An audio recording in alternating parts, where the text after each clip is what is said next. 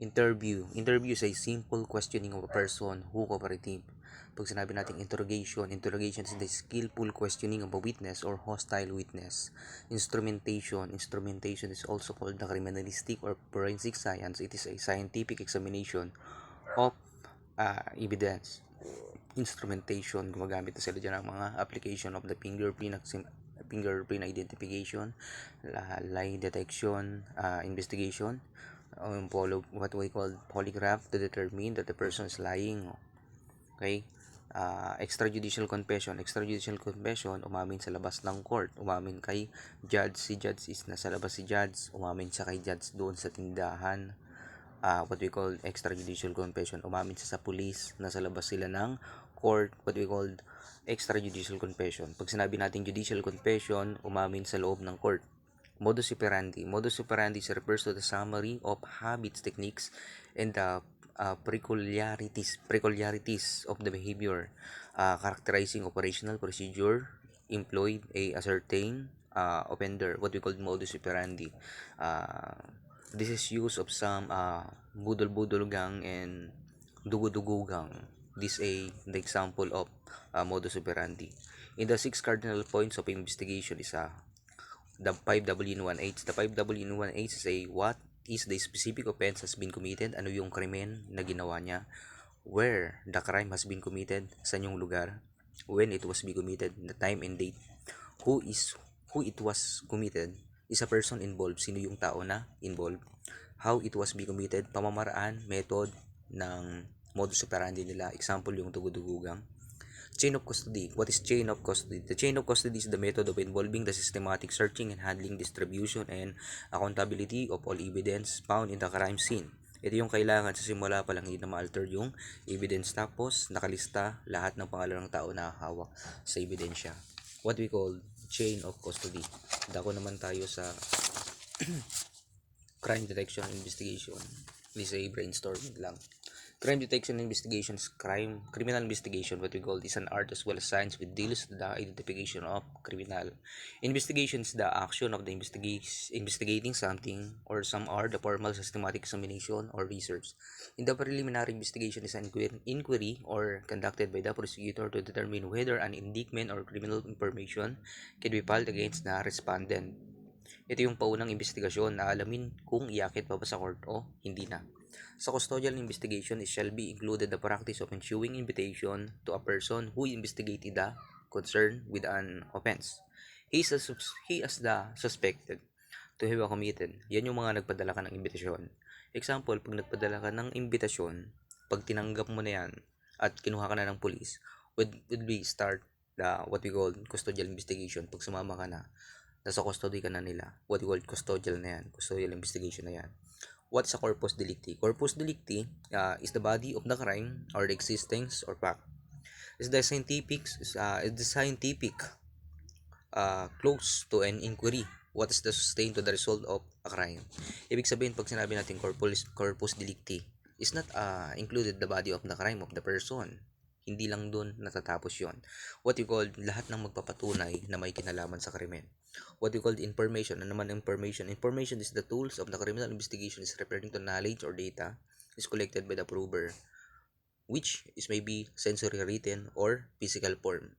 Ano yan? Ang ibig sabihin yan. Ito yung tumutukoy sa knowledge or data na nakolekta sa crime scene. Ito yung what we call, dito nagagamit yung 5 senses. What we call 5 senses: hearing, sense of touch, sense of smell.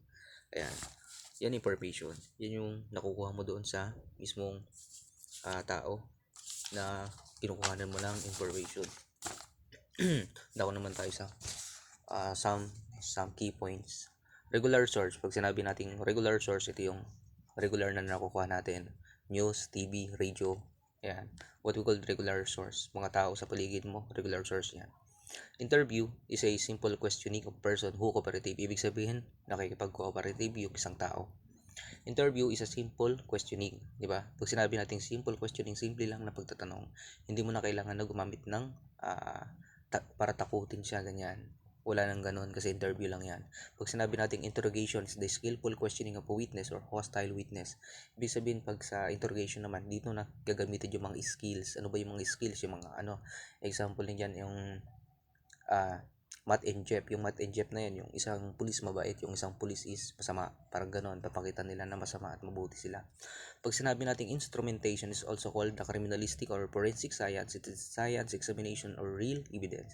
Ibig sabihin, pag sinabi nating instrumentation, what we call the forensic, the forensic photography. They use the skills to photograph the crime scene, ayan, para hindi matago yung ibang ebidensya. Marami kasing tinatawag na klase ng pagkuha ng shot para sa crime scene, para hindi para walang black lighting, ganyan.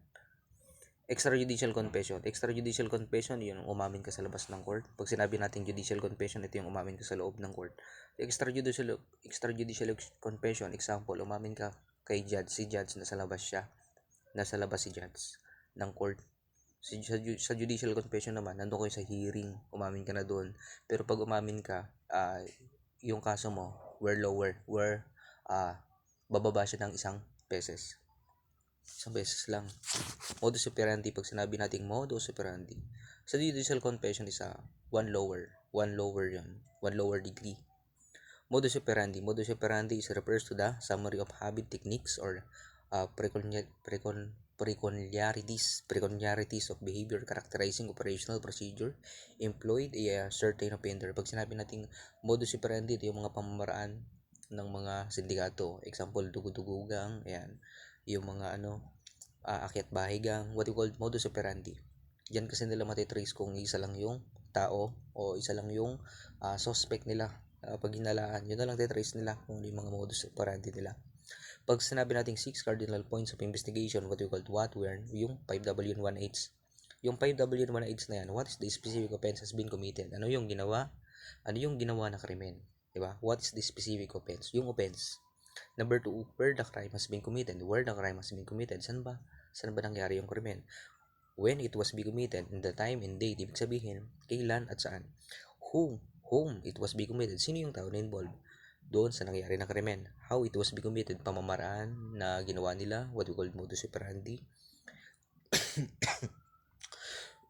Chain of custody. Pag sinabi natin chain of custody is the involving of the systematic searching and handling distributions of the accountability of all evidence found in the crime scenes. Ito yung kailangan sa simula pa lang, dapat hindi na ma-alter yung ebidensya. Tapos dapat naka-recorded dyan lahat ng humahawak doon sa ebidensya. Pag sinabi natin associative evidence is the link na magkakaroon ka ng connection sa kanya na hindi niya pwedeng itanggi. What we call example, say fingerprint, CCTV.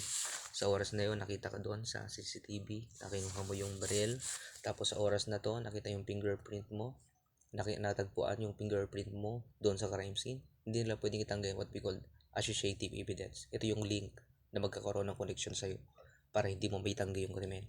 Tracing. What is tracing? Tracing is what kind of the evidence to assist the investigators locating.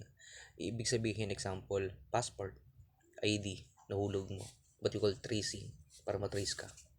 Under warrant. Pag sinabi natin under warrant, no need to turn over to the judicial authorities kasi pag may warrant ka na, hindi na yun applicable sa 12, 18, and 36. Rekta ka na agad sa kulungan, rekta ka na agad sa BJMP. Diyan na rekta ka na agad sa BJMP or sa presinto, kaya kay mayor. Kasi under warrant ka na kasi nakakulong ka, dati ka nang merong warrant. Diba? Yan yung tinatawag na inquest proceeding. Nagkakaroon kasi ng inquest proceeding pag kayo mga under warrant. PI kasi, yan yung mga may mga warrant. Step by step in conducting interview. Ano ba yung tinatawag natin na interview? Meron tayong mga format. Ito yung tinatawag na ironic format. Pag sinabi nating I, ito yung identity. Yung R sa report. R is a report. N is a narrations, inquiry, and conclusions. What we call ironic format.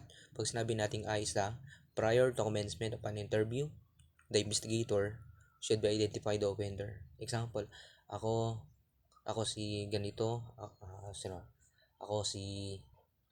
ba? Ako si Jando,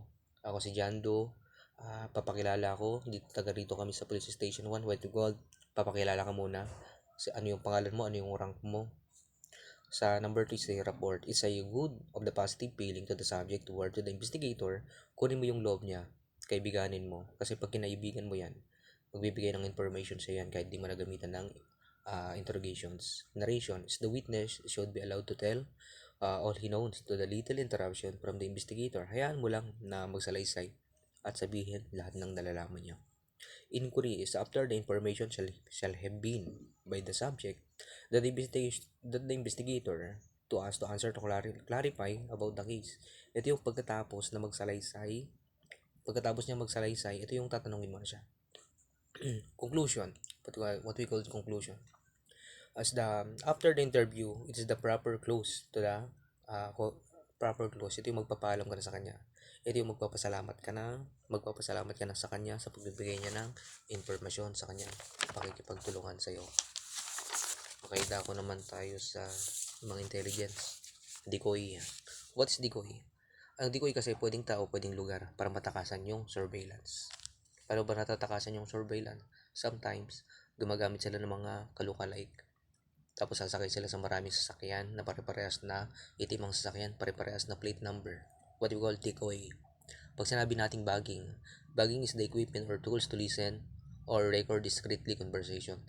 Bagging, example, papakinggan mo yung kabilang kwarto, gagamit ka ng equipments. What you call, yan yung tinatawag na bagging.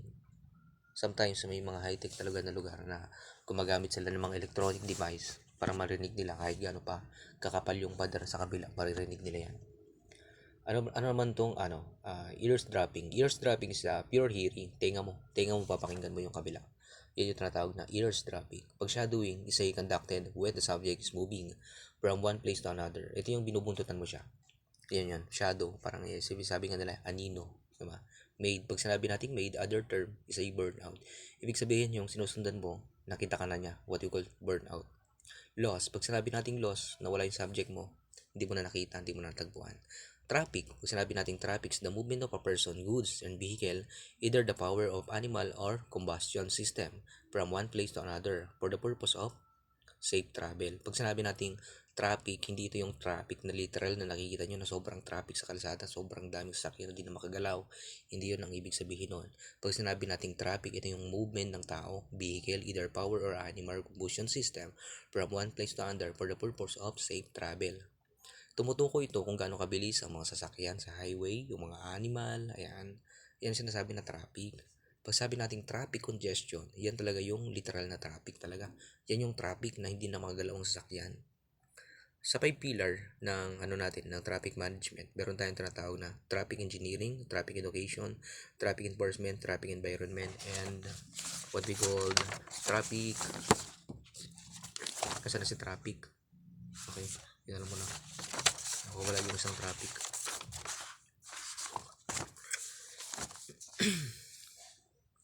Sa traffic engineering is a measured application of the basic law. Sila yung nagbibigay ng limitation kung gaano kabigat yung mga sasakyan na dadaan doon sa isang lugar. Kung may makikita kayo na ilang pounds na nakalagay doon, yung bawal ang malalaking sasakyan na dumaan dito, nakalimit lang. Yan yun. Traffic engineering, sila yung dyan. Sila yung naka-assign dyan. Traffic education. Pag sinabi natin traffic education is the process of giving training on the actual application of the traffic safety. Ibig sabihin yan, example, LTO. The LTO will give training and seminars to the applicant for the driver's license to safe travel, and to discuss the law para maging safe sila.